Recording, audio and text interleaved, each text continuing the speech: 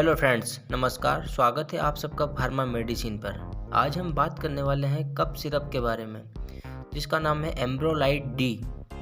एम्ब्रोलाइट D syrup के बारे में बात करने वाले हैं। इसका रिव्यू करेंगे हम कि यह किस कंपनी की आती है, किस खांसी में, किस प्रकार की खांसी में इसका यूज़ किया जाता है, सूखी खांसी या बलगम वाली खांसी में, कितने ml में आती है, क्या डोज है, क्या साइड इफ़ेक्ट है, किस कंपनी की है, क्या MRP है। इस सब के बारे में हम इस वीडियो में बात करने वाले हैं। तो वीडियो शुरू करते हैं। एम्ब्रोलाइट डी सिरप जो है यह कफ सिरप है। इसके अंदर रहता है क्लोरोफेनिरामाइन, फेनिरामाइन और डेक्स्ट्रोमेथार्फोन हाइड्रोब्रोमाइड इसके अंदर मौजूद रहता है। यह एंटी एलर्जिक ड्रग है और ये खांसी में बहुत बढ़िया यूज़ की जाती है। बात कर लेते हैं इसके अंदर कितनी मात्रा में मौजूद रहता है।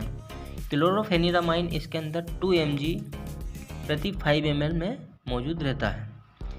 फेनिलेफिरेन इसके अंदर 5 mg प्रति 5 ml की पैकिंग में रहता है। डेक्स्ट्रोमेथार्फोन हाइड्रोब्रोमाइड इसके अंदर 10 mg रहता है।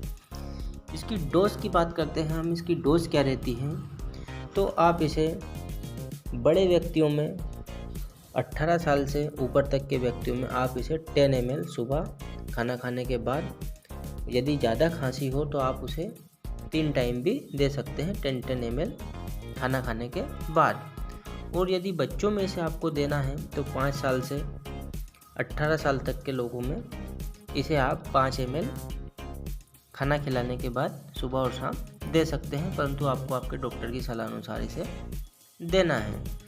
बात कर लेते हैं ये किस प्रकार की खांसी में यूज़ होती है, तो आप इसे सूखी खांसी में यूज़ करते हैं।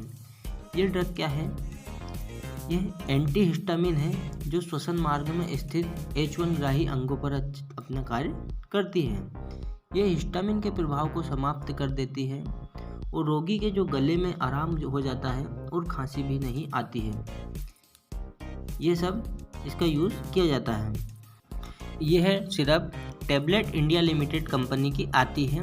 किसी भी मेडिकल स्टोर पे आप इसे ले सकते हैं, परंतु डॉक्टर के प्रिस्क्राइब द्वारा ही आपको इसे लेना है। इसकी MRP देखते हैं। इसकी MRP 120 रुपये MRP है। ये 60 ml की पैकिंग में भी मार्केट में अवेलेबल रहती है। 60 ml और 100 ml की पैकिंग में ये अवेलेबल रहती है। बहुत ही शानदार रिजल्ट है इसका खांसी में। अगर आपको सूखी खांसी हो तो आप इसे डॉक्टर की सलाह से ले सकते हैं। किसी व्यक्ति को यदि सर्दी जुकाम भी हो रहा हो या अस्थमा की दिक्कत हो रही हो तो वहाँ पर भी इस सिरप का यूज़ आप कर सकते हैं। किसी को जुकाम है वहाँ पर, या किसी को अस्थमा है वहाँ पर इस सिरप का यूज़ आसानी से आप कर सकते हैं।